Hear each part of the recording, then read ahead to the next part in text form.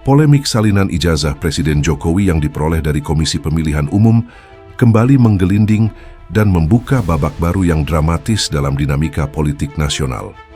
Roy Suryo, pengkritik vokal keaslian ijazah Jokowi, dengan percaya diri mengumumkan bahwa salinan ijazah yang dilegalisir KPU tersebut justru memperkuat dugaan adanya kejanggalan hingga indikasi pemalsuan. Klaim ini bukan sembarang tudingan tanpa bukti, melainkan didasarkan pada analisis forensik digital yang menunjukkan kesamaan lebih dari 99% dengan dokumen yang sebelumnya dia anggap palsu. Kehadiran salinan resmi dari lembaga negara seharusnya menjadi penanda autentisitas, bukan sebaliknya. Namun fenomena ini menimbulkan kontroversi serius. Roy Suryo menantang publik dan pejabat penyelenggara pemilu. Bagaimana mungkin sebuah dokumen yang dilegalisir resmi justru menyimpan celah kejanggalan?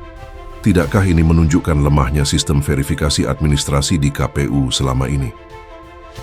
Menurut Roy, masalah bukan hanya persoalan ijazah lebih pasif, tapi ada irisan besar aspek kepentingan politik yang membayangi dan berpotensi melemahkan integritas demokrasi. Namun di sisi lain, kubu Jokowi dan pendukungnya dengan tegas menolak tudingan ini. Legalisir KPU dianggap sebagai bukti bahwa ijazah tersebut memang asli dan sah. Dukungan dari alumni UGM dan pihak universitas pun menguatkan bahwa Jokowi adalah lulusan sah Fakultas Kehutanan.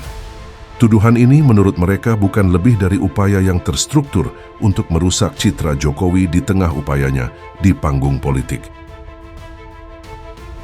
Dalam perspektif hukum dan demokrasi, polemik ini memperlihatkan pentingnya transparansi dan kredibilitas dari lembaga-lembaga negara yang menjadi garda terdepan dalam menegakkan aturan, termasuk KPU. Isu ijazah bukan sekadar persoalan dokumen, melainkan ujian besar bagi kredibilitas sistem demokrasi yang sehat dan kepercayaan publik pada pejabat publik. Publik berhak mendapatkan kejelasan yang tuntas dan proses hukum yang fair tanpa ada muatan politis. Jika ada ketidaksesuaian dokumen, harus diusut tuntas dengan bukti tak terbantahkan. Tapi jika tuduhan ini tak berdasar, pemerintah dan KPU perlu segera memperkuat kepercayaan publik melalui keterbukaan dan sikap profesional. Isu ini tetap menjadi cermin ketegangan antara fakta hukum dan dinamika politik yang saling beradu.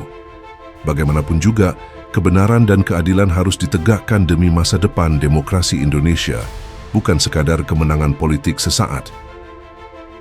Apakah lembaga-lembaga negara akan mempertaruhkan kredibilitasnya demi sebuah isu yang remeh-temeh ini?